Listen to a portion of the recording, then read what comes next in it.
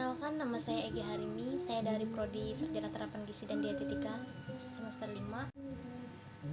Di sini saya akan menjelaskan tentang fungsi perencanaan dan perencanaan microplanning.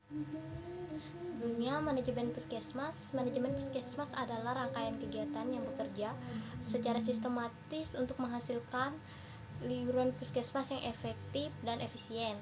Ada 3 fungsi manajemen puskesmas, yakni perencanaan, ada pelaksanaan, dan pengendalian, serta pengawasan dan pertanggungjawaban.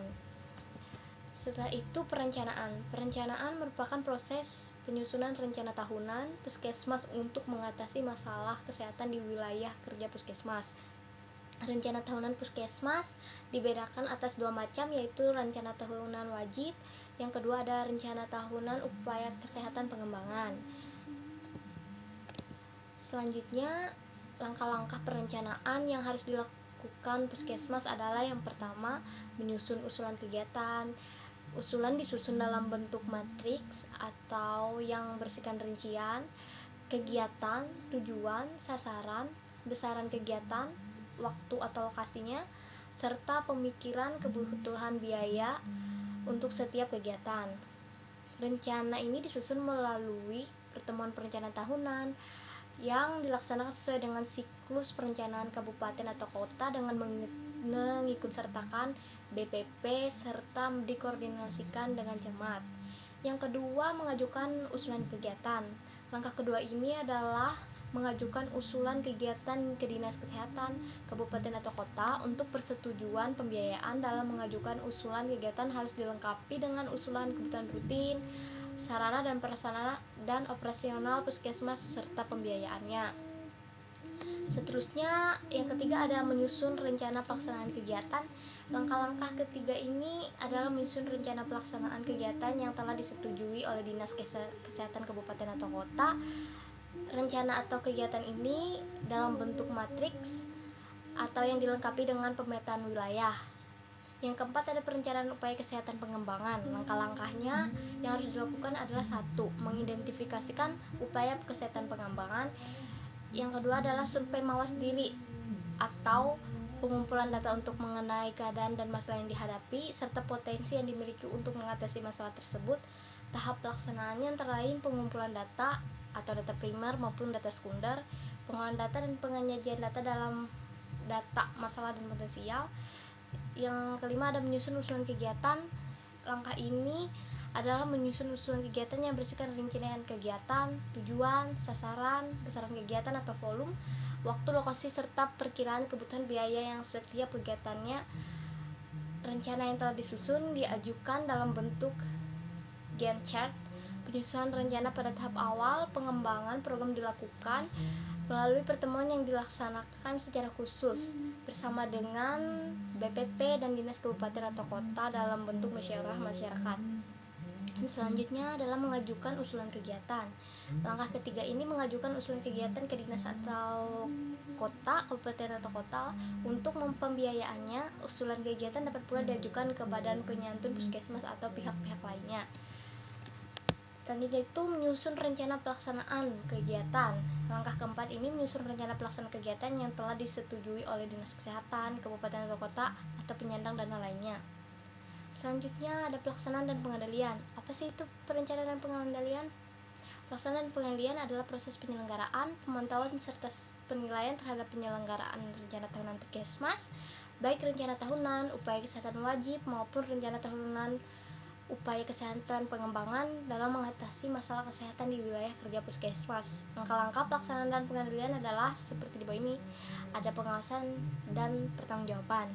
Pengawasan dan pertanggungjawaban adalah proses memperoleh kepastian atas kesesuaian penyelenggaraan dan pencapaian tujuan puskesmas terhadap rencana dan peraturan perundang-undang serta berbagi kewajiban yang berlaku. Selanjutnya ada perencanaan microplanning. Apa sih itu perencanaan microplanning? Pengertiannya di sini adalah perencanaan mikro tingkat puskesmas itu adalah penyusunan rencana tingkat puskesmas untuk 5 tahun termasuk rincian tiap tahunnya. Tujuan umum dari microplanning ini adalah meningkatkan cakupan pelayanan program prioritas sesuai dengan masalah yang dihadapi. oleh puskesmas sehingga dapat meningkatkan fungsi puskesmas. Tujuan khususnya yang pertama adalah tersusunnya rencana kerja puskesmas untuk jangka waktu 5 tahun secara tertulis. Yang kedua ada tersusunnya rencana kerja tahunan puskesmas sebagai penjabaran rencana kerja 5 tahun. Selanjutnya langkah-langkah penyusunannya, yang pertama ada identifikasi keadaan dan masalah. Nah, untuk menghasilkan suatu rumusan tentang keadaan dan prioritas masalah yang dihadapi oleh puskesmas dan alternatif pemecahannya, kegiatan-kegiatan yang dilakukan pada tahap ini adalah mengetahui kebijakan yang telah diterapkan baik oleh pusat maupun daerah. Yang kedua ada pengumpulan data yang mencakup data umum, data wilayah, data penduduk, sumber daya puskesmas, sarana dan prasarana fisik, tenaga-tenaga, dan sumber daya masyarakat. Yang kelima ada status kesehatan, data cukupan program sesuai dengan indikator dan variabel. Selanjutnya ada analisa data, meliputi analisa keadaan dan masalah dalam perencanaan yang meliputi yang pertama ada analisa derajat kesehatan, yaitu menjelaskan masalah kesehatan yang dihadapi yang menggambarkan derajat-derajat kesehatan secara kuantitatif dan penyebaran masalah tersebut menurut kelompok manusia, tempat, dan waktu, dan kata lain menggunakan pendekatan epidemiologis ya. Analisa kependudukan.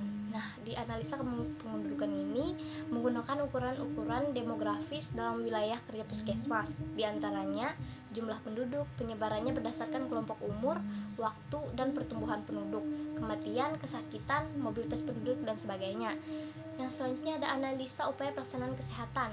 Nah, masuk dalam atau input baik sarana, dana, dan tenaga. Proses merupakan upaya kesehatan yang dilaksanakan secara terkoordinasi, supervisi, sertifikasi, keluaran atau output merupakan hasil upaya kesehatan yang merupakan cakupan pelayanan yang telah dilaksanakannya. Selanjutnya ada analisa perilaku. Analisa perilaku adalah analisa yang dapat menggambarkan tentang sikap dan perilaku masyarakat terhadap kesehatan dan upaya kesehatan. Yang selanjutnya ada analisa lingkungan, merupakan analisa lingkungan fisik, biologis, sosial, budaya, dan ekonomi masyarakat di wilayah kerja puskesmas. Nah, selanjutnya ada perumusan masalahnya. Di sini adalah upaya mengidentifikasikan permasalahan yang dihadapi oleh puskesmas berdasarkan analisa yang telah digambarkan secara kuantitatif dengan pendekatan epidemiologis sehingga dapat menggambarkan masalah yang sebenarnya baik dari segi tempat, waktu, dan besarnya masalah. Di sini ada penentuan prioritas masalah untuk meningkatkan tingkat masalah yang dipergunakan dengan cara Delbecq dengan cara mendiskusikan masalah oleh anggota kelompok dengan sarana dan narasumber. Ada Hanlon, adalah cara yang lebih sederhana yang sering digunakan setiap anggota rapat puskesmas dapat ikut berperan serta semua anggota rapat diminta memberikan nilai terhadap masalah melalui sistem scoring. Selanjutnya ada penyusunan rencana.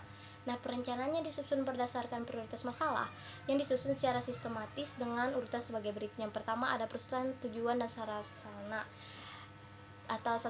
Yang pertama tadi ada perumusan tujuan dan sasaran. Yang kedua ada perumusan kebijaksanaan dan langkah-langkah.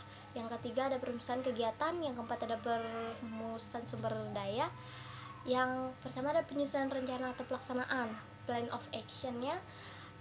Ini penyusunannya yang perlu diperhatikan adalah yang pertama ada penjadwalan, meliputi penentuan waktu, penentuan lokasi dan sasaran, ada pengorganisasian. Yang selanjutnya ada pengalokasian sumber daya, meliputi dana, sumber dana, besarnya, dan pemanfaatannya, jenis dan jumlah sarana yang diperlukan, jumlah tenaga yang diperlukan. Selanjutnya ada pelaksanaan kegiatan, itu meliputi persiapan, penggerakan, dan pelaksanaan, pengawasan, pengendalian, dan penilaian. Penulisan dokumen perencanaan itu meliputi pendahuluan, keadaan dan masalah, tujuan dan sasaran, pokok kegiatan dan pertahapan tahunannya, kebutuhan sumber daya, pemantauan, dan penilaian. Yang penutup itu adalah lampiran-lampiran dokumen. Selanjutnya ada penulisan dokumen perencanaan, itu meliputi yang pertama pendahuluan, yang kedua ada keadaan dan masalah, yang ketiga tujuan dan sasaran, yang keempat ada pokok kegiatan dan pertahapan tahunannya, kebutuhan sumber daya, yang kelima ada pemantauan dan penelitian, yang kelima ada penutup.